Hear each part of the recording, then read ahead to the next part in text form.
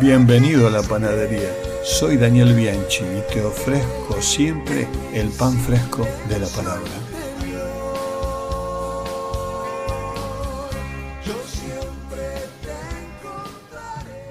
Cuando se trata de encontrarnos con Dios en lugares no esperados, tenemos a alguien que nos puede contar su experiencia. Lo conocemos como discípulo, pastor y escritor. Y con él vamos a ir a la isla del exilio, leyendo Apocalipsis 1, 9 y 10. Según la tradición, Juan fue exiliado a Patmos durante el 14º año del reinado del emperador Domiciano. Tito Flavio Domiciano gobernó desde el año 81 hasta su asesinato en el año 96. Se lo tiene como alguien de carácter celoso, cruel y ambicioso. Las principales características de su gobierno fueron la centralización del poder imperial y la limitación de la autoría del Senado, razón por la que muchos historiadores consideran a Domiciano como un tirano. Este emperador amplió territorios conquistando la parte superior de Alemania y la región de Dacia, la actual Rumania. También desarrolló ambiciosos proyectos de construcción. Domiciano tuvo una marcada hostilidad contra los cristianos, llevando adelante persecución. Los cristianos y otras personas que estorbaban en su gobierno eran acusados de ser sospechosos contra el régimen. Parte del contexto de sufrimiento y persecución del libro de Apocalipsis tiene como fondo lo que ocurrió en esta época. Juan había sido enviado de manera forzada a esa isla, desterrado. En el Imperio Romano, este era un castigo severo e implicaba la expulsión de un lugar o la confinación en otro muy remoto. Se llegó a usar para ciudadanos romanos que habían cometido delitos graves. Aunque el destierro no era fatal como la ejecución, se lo consideraba sin embargo como un castigo denigrante. Podía conllevar la confiscación de bienes y la pérdida de honores sociales. Cabe destacar que a través de la historia tenemos muchos ejemplos de destierro como política de los imperios de turno. Por ejemplo, el Imperio Otomano practicó la deportación para controlar minorías indeseables y como una forma de colonización forzada. También lo hizo así el Imperio Español, enviando como castigo a sus colonias americanas, a nuestra América Latina, a personas desocupadas, clérigos y soldados que desertaron, así también como a delincuentes para pagar crímenes violentos. Los británicos no se quedaban atrás en el uso de la deportación y lo hicieron también de manera sostenible, enviando a minorías indeseables y como una forma de colonización a lugares aislados en los confines del imperio como la isla de Australia. La Rusia zarista, por su parte, enviaba a los suyos a Siberia y durante el gobierno comunista de la Unión Soviética se hizo conocido el infame lugar llamado el archipiélago Gulag. Allí, los comunistas enviaban a los disidentes y opositores a una enorme red de campos de concentración, de reeducación y de trabajos forzados. Un ejemplo más de la historia. Quizás uno de los desterrados más famosos fue el propio Napoleón Bonaparte. Lo pasó 2 veces, primero a la isla de Elba y luego desterrado a Santa Elena tras su derrota en la batalla de Waterloo. Pero volvamos. En el caso de Juan, el lugar de destierro fue Patmos, una pequeña isla en el mar Egeo a poca distancia de la costa del Asia Menor, hoy Turquía. El terreno de Patmos era árido, rocoso, inhóspito y montañoso, con su punto más alto en el monte Elías.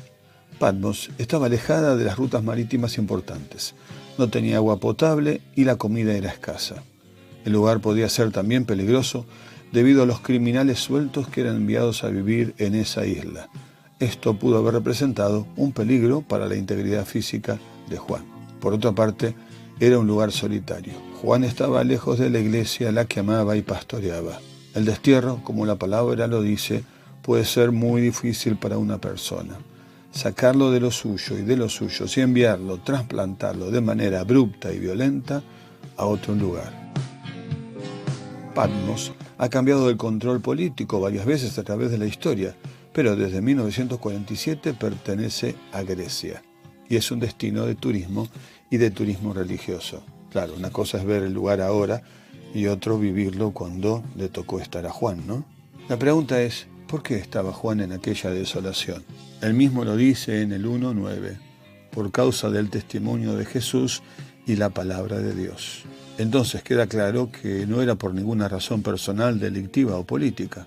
Las razones, si observamos más detalladamente, incluirían el silenciar su valiente testimonio y predicación y separarlo de la influencia que su vida y mensaje tenía. Era impedir la predicación del Evangelio de Jesús por el impacto que este mensaje producía en la gente y la sociedad. Otra razón pudo ser la disuasión, o sea que vieran otros lo que podría pasarles si seguían con su fe en Jesús. Finalmente, sin duda, tuvo que ver con la firme oposición de Juan a la idolatría y a la decadencia moral de la época. En resumen, Juan se identifica a sí mismo como alguien que padecía y se llama hermano de los que sufrían también por causa de Jesús en otros lugares del imperio. Y dice más de él. En el 1:1 dice que el Señor le manifestó un mensaje para sus siervos y se llama a sí mismo siervo de Jesús. Un mensaje también para las iglesias. 1:4. No hace falta decirlo, pero el fruto máximo y vigente de ese duro tiempo en Patmos fue escribir el Apocalipsis o Revelación. Un libro que contiene visiones y profecías sobre los tiempos de Dios en la historia humana, tanto presente, en la época de Juan y al primer siglo, como mirando al futuro. Juan seguramente no se imaginaba todo lo que iba a salir de Patmos cuando llegó a ese lugar de castigo. Para terminar, dos aplicaciones, una general y otra particular o personal. En la actualidad, hay más de 115 millones de personas que han tenido que huir de sus hogares por conflicto, persecución y otros males. Fueron forzados a salir, desarraigados, exiliados, desterrados, refugiados, desplazados. Llegan donde estamos y nosotros tenemos que salir a recibirlos con el amor de Jesús. La aplicación personal: ¿estás en un tipo de Patmos? ¿Vivís en un lugar inhóspito, solitario, difícil? ¿Estás donde no elegiste porque por alguna razón fuiste enviado? Te pido que tengas en cuenta a Moisés y a José, quien dijo a sus hermanos: Dios me envió a Egipto y no ustedes. Y sí, Dios lo sigue haciendo. Sigue enviando a lugares donde no imaginamos ni sabemos, pero que darán fruto en nosotros y a través nuestro por mucho tiempo, quizás por la eternidad.